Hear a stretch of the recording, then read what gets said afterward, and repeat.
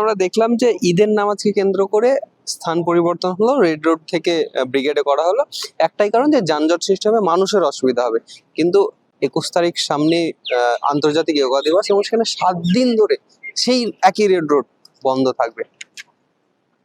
দেখুন, এইটা নিয়ে তো আর নতুন করে কিছু বলার নেই। বিজেপি সরকার যখন পশ্চিমবঙ্গের বাইরে অন্যান্য রাজ্যে ছিল, সেই রাজ্যেও তারা যারা সংখ্যালঘু, যারা আদিবাসী, যারা দলিত, যারা মহিলা, তাদের উপর একাধিক রকম ভাবে অত্যাচার নামিয়ে আনার চেষ্টা করেছিল। এখানেও ধর্মীয় একটা বিভাজন করার চেষ্টা করেছিল, যে রেড রোডে নামাজ পড়তে দেওয়া হবে না, হয় না, যেটা দীর্ঘদিনের একটা ঐতিহ্য, সেখানকার সংস্কৃতি যে সেখানেই হয়, এবং মানুষের আবেগের সাথে একটা ধর্মীয় ভাবাবেগ জড়িয়ে আছে। সেইটাকে এক প্রকার ধাক্কা দিয়ে যেভাবে সেখান থেকে তুলে দেওয়া হয়েছিল, এটা বলা হয়েছিল যে মানুষের সমস্যা হবে। তখন খুব স্বাভাবিকভাবে পশ্চিমবঙ্গের মানুষ, কলকাতার মানুষ, তারা এটা বিশ্বাস করেছিলেন যে হ্যাঁ, সরকারের পাশে আমরা থাকবো।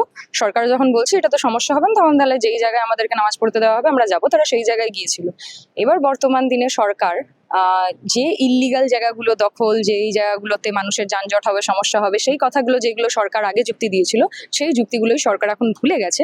কারণ এই মুহূর্তে দাঁড়িয়ে সরকারের বলপূর্বক যোগা দিবস পালন, বলপূর্বক সরকারি কর্মচারীদেরকে টেনে এনে বিভিন্ন সরকারি কাজকর্ম থেকে বিরত রেখে এইটা দেখানো যে আমরা যেটা বলছি সেটা করতে হবে, এবং আমাদের যখন রাজত্ব চলবে, যখন বিজেপি রাজত্ব চলবে, তখন লজিকের কোনো জায়গা নেই। আমরা যেটা বলবো সেটাই হবে। মানুষের অসুবিধা বা সুবিধা, এইটা আসলে বিজেপি সরকার দেখছে না। তারা শুধুমাত্র নিজেদের যে ধর্মীয় মেরুকরণের চেষ্টা, যে সাম্প্রদায়িকতা, একটা মানে একটা ভাগের রাজনীতি করা পশ্চিমবঙ্গে, সেইটার একটা চেষ্টা করছে। ফলে সেটার বিরুদ্ধে অবশ্যই আমরা রুখে দাঁড়াবো। সরকারের বিরুদ্ধে তখন সাধারণ মানুষ প্রতিবাদ করেনি, মানুষ পাশে দাঁড়িয়েছিল। কিন্তু এই মুহূর্তে দাঁড়িয়ে যখন এটা হচ্ছে, তখন সাধারণ মানুষের চোখ খুলছে, সাধারণ মানুষ দেখছে যে সরকারের ভুলগুলো। আগামী দিনে সেগুলো আরো ভালোভাবে মানুষজন বলতে পারবে।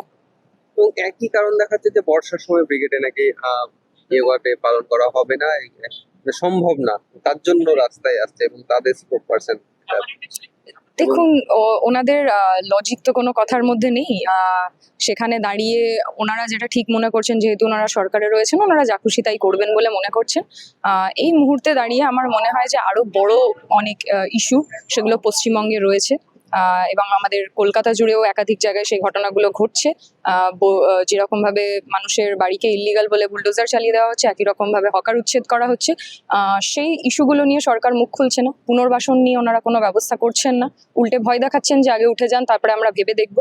সরকারের কাজ আগে পুনর্বাসন দেওয়া। আমরা আইন অনুযায়ীও যদি দেখি, তাহলে রুজি এইভাবে তাদের নষ্ট করে হকারদেরকে ডিরেক্ট সরিয়ে দেওয়া যায় না পুনর্বাসন না দিয়ে, তাহলে সেই আইনও ওনারা মানছেন না।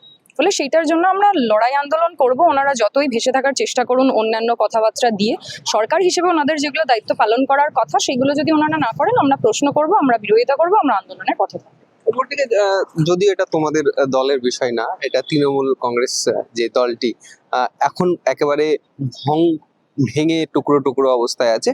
যাদের এমপি যারা ছিল, তারা একটা নতুন এনসিপিআই বলে একটা দলে গিয়ে যোগ দিচ্ছে। তো প্রশ্নটা হচ্ছে, সাধারণ মানুষ যারা ভোট দিল তাদেরকে তৃণমূল কংগ্রেসের সিম্বলে ভোট দিয়েছে, তাদের কতটা বিশ্বাসঘাতকতা? দেখুন, এটা তো আমরা বহুদিন ধরেই আমরা বলছিলাম, আমাদের দল বলেছিল যে বিজেমূলের যে তত্ত্ব, তখন সেই কথাটা বহু ক্ষেত্রে মানুষ বিশ্বাস করেননি। বহু ক্ষেত্রে বহুজন বলেছেন যে না, এটা ভুল, আসলে বিজেপির বিরুদ্ধে মমতা ব্যানার্জির দল তৃণমূলই একমাত্র শক্তি। সেই বিজেপি বিরোধী ভোটগুলো তো এই গত 1 মাস আগেও ভোটগুলো দেওয়া হয়েছিল, মানুষ দিয়েছিলেন এটা ভেবে যে না, বিজেপি আসবে না আমাদের পশ্চিমবঙ্গে। সেখানে দাঁড়িয়ে সেই এমপিরা, সেই এমএলএরা, তারা একে একে এনডিএ জোটে গিয়ে শরিক হচ্ছে, তারা সামিল হচ্ছে। তারা দল চেঞ্জ করছে না, কিন্তু তারা সামিল হচ্ছে। এবং তাদেরকে ডিরেক্ট বিজেপিতে নিলে হয়তো পশ্চিমবঙ্গের মানুষ আরেকটু রেগে ক্ষুণ্ণ হতে পারে, তাই জন্য তাদেরকে এনসিপিআই এর মারফত তাদেরকে বিজেপির তাদের এনডিএর শরিকে সামিল করা হচ্ছে। ফলে সাধারণ মানুষের কাছে এখন এটা স্পষ্ট, সাধারণ মানুষ যে তাদের সাথে বিশ্বাসঘাতকতা করা হয়েছে সেটা তারা বুঝতে পারছেন। বহু ক্ষেত্রে বলা হয়েছে যে হিন্দুরা বিজেপিকে ভোট দিয়ে জিতিয়ে এনেছে। সাধারণ মানুষ নীতির পরিবর্তন চেয়েছিল, তাই জন্য তৃণমূলের বিরুদ্ধে ভোট দিয়েছিল বিজেপিকে। কিন্তু বর্তমান দিনে দাঁড়িয়ে কোনো ধর্ম না দেখে একদম খেটে খাওয়া গরিব মানুষদের, তাদের রুটি রুজির ওপর আক্রমণ নামিয়ে আনা হচ্ছে। সেটার বিরুদ্ধে মানুষ ঐক্যবদ্ধ হচ্ছে। আগামী দিনে বাকি যাদের ওপর এখন আক্রমণ হয়নি, তাদের ওপরে আক্রমণ হবে। সেটার জন্য আমরা যেমন লাল ঝান্ডা নিয়ে লড়াই করছি, আমরা লড়াই করব। অপরদিকে 4,000 ইভিএম পুড়ে ছাই হয়ে গেল এবং সমস্ত নথি যে ইলেকশন কমিশনের তরফ থেকে 45 দিন সেটা সংরক্ষণ করতে হয় সেটাও হলো না। অপরদিকে একটা কেস চলছিল যে বলা হচ্ছিল যে জালিয়াতি করে সরকার এসেছে ক্ষমতায়, সেই ক্ষেত্রেও ইভিএম সংরক্ষণের একটা দাবি এসেছিল, সেই ইভিএম পুড়ে ছাই। দেখুন, ইভিএম পুড়ে কিভাবে ছাই হলো সেটা নিয়ে তো আমরা সত্যিকারের তদন্ত চাইছি, যে কি করে নিচের তলা থেকে হচ্ছে যে কয়েকতলা টপকে গিয়ে আগুন ওপরে লেগে গেল এবং সেখানেই ইভিএম গুলো রাখা ছিল এবং সেই ইভিএম গুলো জ্বলে পুড়ে ছাই হয়ে গেল। এর আগে একাধিক অভিযোগ ভোট কেন্দ্র থেকে এসেছে, গণনা কেন্দ্র থেকে এসেছে। তারপরে সেইগুলোর যে ন্যূনতম প্রমাণ পাওয়া যেত, বহু জায়গায় হচ্ছে যে রাহুল গান্ধী অভিযোগ করেছেন এর বহু আগে, যেরকম কিভাবে ভোট চুরি হচ্ছে, সেটা যে পশ্চিমবঙ্গে হয়েছে, পালা বদল হয়েছে, সরকার চেঞ্জ হয়েছে, সেখানে দাঁড়িয়ে এই ইভিএম গুলো খুবই গুরুত্বপূর্ণ একটা সোর্স ছিল যেটা থেকে হচ্ছে যে সত্যিটা জানতে পারা যেত, সেই সত্যিটাকে পুড়িয়ে দেওয়া হলো। এবং এটা একদমই চক্রান্ত করে পোড়ানো হয়েছে বলে আমরা মনে করি। সেটার নিরপেক্ষ তদন্ত হওয়া উচিত, কারণ যেটুকু যা প্রুফ ছিল সেই প্রুফটাকেও নষ্ট করে দেওয়া হলো, কোথাও গিয়ে ভয় পেয়েই নষ্ট করা হয়েছে বলে আমি মনে করি। অপরদিকে আজকে প্রাক্তন মুখ্যমন্ত্রী মমতা বন্দ্যোপাধ্যায় তিনি হাইকোর্টে এসেছেন, কারণ হচ্ছে ভবানীপুরের যে গণনা বা ইলেকশন সেটা সঠিকভাবে হয়নি, এই কেসটা তিনি দেখতে বা তার করতে। দেখুন, এই ক্ষেত্রে আমার ওনাকে নতুন করে কিছু বলার নেই। ওনার যদি তদন্ত করার ইচ্ছে হয় তদন্ত করুক। এর আগে গত 15 বছরে আমরা দেখেছি কিভাবে প্রহসন চলেছে একাধিক নির্বাচনে, গণনা কেন্দ্রে, ভোটার কেন্দ্রে, পঞ্চায়েত নির্বাচনে, প্রত্যেকটা জায়গায় ওনাদের দল এই একই রকম ভাবে প্রহসন চালিয়েছে। তাতে করে কোনোভাবে বিজেপির প্রহসন চালানো বা বিজেপির ভোট চুরিটাকে কোনোভাবে হচ্ছে যে জাস্টিফাই করা যায় না। কিন্তু ওনারা যদি সেটার জন্য লড়তে চান, ওনারা লড়বেন। আসলে ওনার পাশেও যারা ছিলেন, ওনারা যাদেরকে নিয়ে এতদিন পার্টিটা করেছেন, তারাও ওনার পাশ ছেড়ে চলে গেছেন। আর বিজেপি তো ভালো তৃণমূল খারাপ তৃণমূল খোঁজার খেলায় রয়েছে।